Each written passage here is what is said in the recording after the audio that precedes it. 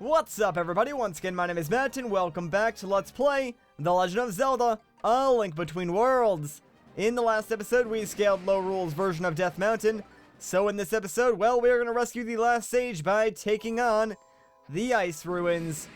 Now, the Ice Ruins is the hardest and most confusing temple in my opinion. Like, there is just so much to do and so much to see right at the beginning. It can be very confusing. But don't be afraid, it's actually not that difficult if you know what you're doing. But just going down this little elevator gives you a glimpse at how big this temple actually is. Right at the bottom though, we got ourselves the big chest, and we get the big key just that easily. Now unfortunately for us, the boss door is actually the last thing that you see in this temple, so giving us the big key right away isn't that helpful. Anyway, we're going to make our way up to B2 because there's a small key that I want to get. And B2 is kind of like your hub floor in this temple. Like, if you ever get stuck, go back to B2. Chances are there's something there that you unlocked or something that you missed before. Anyways, now that we got this small key, let's take it and open up this locked door. And in this room, you're going to want to pull the tongue on the left. If you pull the one on the right, I believe more enemies will spawn, so yeah, try and avoid doing that. Now, I gotta say, guys, I think I've had a change of heart when it comes to this temple, because originally, I was not looking forward to the Ice Ruins at all. In fact, this was the only temple that gave me some issue on my original playthrough. But after, practicing it a bit and refamiliarizing myself with everything, I kinda like this temple now, I gotta say. Anyways, we got ourselves the compass, so that will be useful in finding all the secrets in this temple. Although, there aren't too many of them. There is one, really important secret, though, that you are going to want to get. So, of course, we'll grab that. And we'll grab all the other, non-essential secrets as well. Because you can get a few rupees from this temple if you know where to look. Anyways, let's just merge onto this wall and grab this small key. By the way, I'm, really cautious when it comes to these thin platforms, because if you fall off, you take damage, but you also respawn in some really weird locations. Plus, anyone who's watched my videos for a long time knows that I absolutely hate the thought of falling down an infinite pit in platformers. I don't even know why. It's just something that I've always been afraid of since I was a kid. And I can, never get over that. So, whenever, I'm over a pit and it's easy to fall down, I'm always, cautious to some degree. Anyways, we'll pull that tongue and it'll move that platform down. And that is one of the main mechanics of this temple, moving platforms around to different areas. Which is why I said, if you're not sure where to go, head back to B2. Because B2 serves as a sort of junction to all the other areas in this temple. You can reach a lot of different places by moving platforms and coming back to B2. But real quick, before we move on, if you merge onto this wall and come back to this area, well, check it out. There is a pseudo fairy fountain, so if you ever get low on HP, you might want to come over here. For us, though, well, we're going to take our first leap of faith and head all the way down to B4. Now, make sure you kill all these weird, flower flying enemies, because they will spit out bombs at you, and they do that in case you don't have your own. And the reason why you want your own bombs is because, well, if you toss a bomb into all those 4 switches, check it out, it'll make a chest appear. And that chest is going to be our first secret. This isn't anything required, but it is 100 rupees, so kind of nice, I guess. Anyways, now that we got that, we do need to make our way to the other side of this area. And I guess that does bring up one of the minor complaints that I have with this particular temple, is that there's a lot of moving platforms that you have to wait for. I don't know, I feel like this temple could go a lot faster if we didn't have to wait for this giant ice platform to move around, for example. Or that block to even go up and down, for example. There's just a lot of, moving platforms that, unfortunately, we need to wait on until they get into, the right position for us to make use of. Also, just as a friendly tip, you're going to want to spam your sword on this ice platform, because if those bats hit you, chances are they will knock you off. Anyway, let's just take this platform upwards. and see what's going on up here. There's actually quite a few different things that we can do up here, but first things first, let's jump right back down and grab this chest, which contains 50 rupees. Alright, now we need to head back up there and actually start making some more progress in this temple, but getting that 50 rupees was totally worth it, wasn't it? Of course it was. At least the bats don't respawn after we kill them, so we don't have to worry about them, like, knocking us off as we wait for this platform to bring us back. That's kind of cool, and dang it, we just missed it. Oh well, at least this platform's sort of quick about coming up and down, so we don't have to wait too long. And, you know, now that I got a chance to listen to it, I really do like the music in this temple. Like, it fits really well with the theming, because, like, this is something that makes me think of just an ice palace. It's got like that whimsical sound to it. I don't know, it's quite nice. Anyways, we're gonna melt all of these giant ice blocks, because if we come in through that door, we can now activate the switch that we just revealed and see what happens when we activate it. So let's make our way back to the door that we saw originally when we rose up on this block, and let's head over there and see what happens when we hit this switch. And wouldn't you know, it just makes a platform appear. I'm just going to melt the rest of these ice blocks for a little bit later. There is a large chest up there that we will want to pick up in a little bit. And trust me, guys, you are going to love it. Alright, yeah, this was not well thought out. I thought I was going to avoid taking damage, but I forgot that's a doorway there and I can't, like, merge onto that wall. Anyways, now that we hit that button, the doors open up and we can easily make our way into there. And if we pull this tongue switch, well, it's going to move this platform. And check it out, there is a large chest. Now, it doesn't really tell you where that platform goes, but it went somewhere on B2, I'll just say that. Anyways, we got ourselves the stamina scroll, so this will increase our energy meter about, I don't know, I want to say 25%, like, I'm not entirely sure if it is 25%, but that seems about right. And with this extra energy, we can now merge onto this wall, and if you look on your map, you'll notice that there is an entrance all the way on the back side of this temple. And we wouldn't be able to reach this entrance without the extra energy, so it's a good thing that we got it. And inside, well, we've got a chest that contains 100 rupees. Alright, so now we just want to make our way back. I believe we're on B2 right now, so we just need to go to a different part of B2. But before we do that, there is one more thing that we want to do on this outer area, and that's not head back down here. That's not what I wanted to do. Instead, let's head back up, and if we merge onto this wall, we can come out here, and there's just a tiny little platform on which we can use our fire rod to snipe the torch on the floor below us, and that'll open up that door. Now, we technically already had access to this particular room, but now it just creates a small little shortcut, and we can open up these two chests. Now, this one actually just contains 1 green rupee, and now a bunch of whiz robes are going to spawn, so I guess it might not be worth it, but I did kind of just want to open up all of the chests just for the sake of getting them all. Anyways, let's head back up to B2 now. And you know, surprisingly enough, we're actually almost done with this temple. Like, there's really not too much left, so we've been making some very good time. It's actually kind of cool. Anyways, let's pull this tongue switch and see what happens. It's just going to move this platform once again. And now, we're going to take a leap of faith down here. And let me get rid of this weird ice anti-fairy thing first. I'm not even sure what that is. But if you try to leave this room, well, guess what?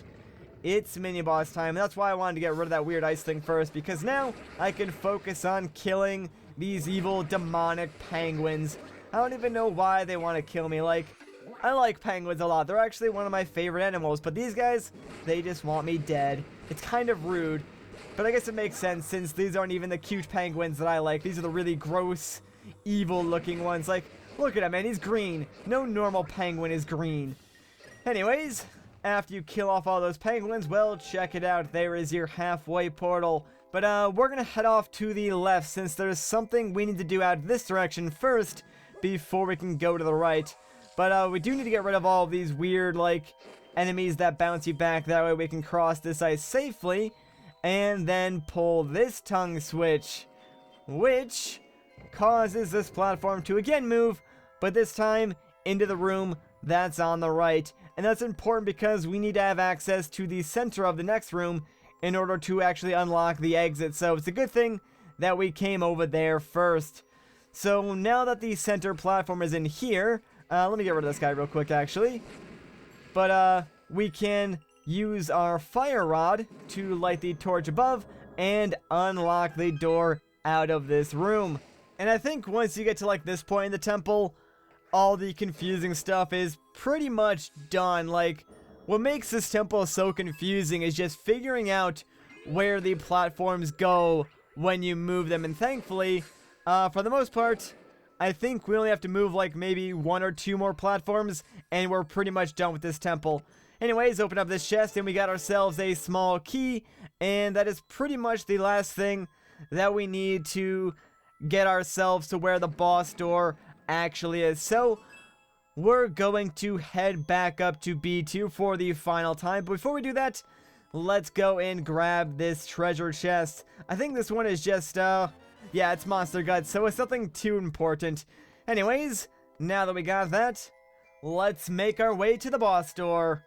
Thankfully, the boss of this temple is actually very easy, so once we get to him, he shouldn't give us too many problems. It was just like a lot of prep work to get to the boss door. Although I guess that's kind of like every single temple, isn't it? That makes sense, I guess. Anyways, let's take our ice rod and snipe this ice block. That way we can get this giant wind current to appear and jump into it. This will take us to where this tongue switch is. And now if we pull this, it'll move this platform yet again, leading us to an entirely new area. So guess what? We need to make our way back into that room and now fall down the hole that has appeared since we moved that platform. That's gonna take us down to like B4. Now B4 is where we first fell down, like way back in the beginning of this temple. And actually if you go to your left, that'll take you back to that area. So we kind of made like a nice little shortcut for ourselves. Now, basically what we want to do is just go over to where the boss door is, because that's all that's left to do. The only problem is there's a lot of obstacles in our way, so I kind of want to get them out of the way before we, you know, cross this ice platform, just so we're safe. And now if we run through here and use our fire rod, we should be good. Alright, now here is even the harder part. Getting rid of all these enemies is like the most annoying thing, especially these guys that spit out bombs, because they're flying high enough that you can't shoot them with your arrows. So the only way to kill them is throw a bomb at them or use your fire rod. I'm gonna make a run for it. I think we should be safe, yeah, because that whiz rope, there was no way he was gonna hit us. Although I do need to light the torch in the center. There we go. And with that, we have pretty much finished up this temple. Like, the only thing left to do now is come up here and pull this final tongue switch, which will for the last time move this platform into place and give us access to the boss door. But before we go into that boss door, let's press this button, and now it will connect like all of the platforms, so we can easily make our way back here for whatever reason. But we are gonna take on the boss now. So get pumped, guys, because we're about to rescue the last and final sage. Alright, Geronimo, let's get things started. Now this boss is really cool looking. Like, I like its design, although I'm not even sure exactly what it is. But it is some sort of ice monster, so obviously our fire rod is going to be necessary. What you want to do, though, is just use the fire rod to melt its ice. It's going to take like 3 hits with the fire rod. Now it does have those weird like ice crystals surrounding it, and those will shoot out and make a triangle. If you're inside that triangle, you will be frozen and take some damage, I believe. Later on in the fight, you can also use those ice orbs to like shoot you directly, which I believe do like 2 hearts of damage and freeze you. I'm not entirely sure, but that's basically what he does to attack you. Now, we're already on phase 2 of the fight, but that's just because we have the fully tempered Master Sword, so we do a ton of damage. But this fight would normally take you a lot longer if you didn't have the Tempered Master Sword. And actually, if you are fast enough, you can, like, just spam the Fire Rod if you're close enough to him when he, like, starts to attack you. And you'll be able to melt his entire, like, ice shield before he gets a chance to do that. But you do have to get a little bit lucky. He is blinking red, so chances are on this round, he will die. So you know what? I don't even care. I'm just gonna melt this guy's ice shield. And with a few more hits, this guy should go down. There we go. Sweet. And with that, we have done it. We have successfully completed the ice ruins and rescued the very last sage. And there's our heart container to prove it. That will give us 19, and there's only one heart piece standing in our way from getting all 20 heart containers. Anyways, let's rescue the last sage.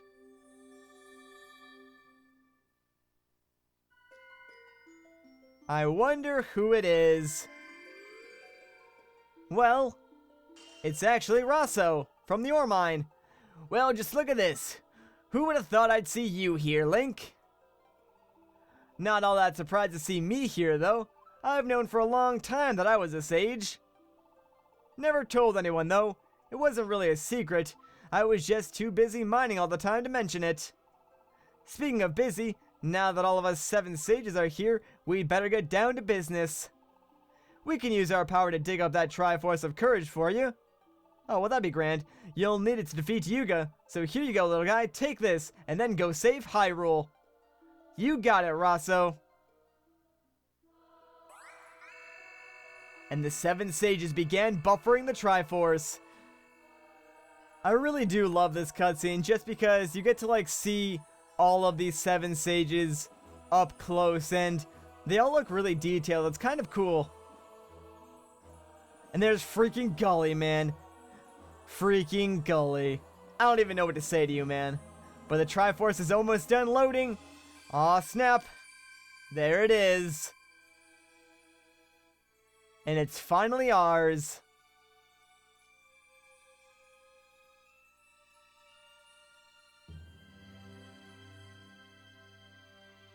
All we've got to do now is grab it. But you know, we couldn't have done this without all the 7 sages, so we should probably say thanks to them. Thanks, Queen Auron. Thanks, Rosso. Thanks, Lady Impa. Thanks, Irene.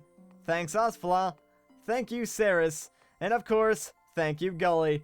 Now, let's get the Triforce of Courage.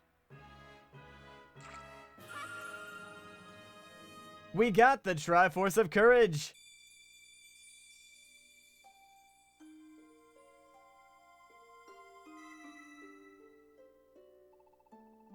You have claimed the power of the gods, Link. With it, you can stop the return of the Demon King and thwart his evil ambitions. Now, hero, you must take the battle to Lorule Castle. There awaits the Demon King. May you and Princess Zelda survive the terrible trials ahead. Go now, defeat this evil, once and for all. Well, you got it, Lady Impa and the rest of the 7 sages. We're on it. But we'll have to do that in the next episode, so if you enjoyed this part, a like rating would be greatly appreciated. If you want to see more, consider subscribing. Once again, guys, my name is Matt. Thank you so much for watching, and I'll catch you in the next one.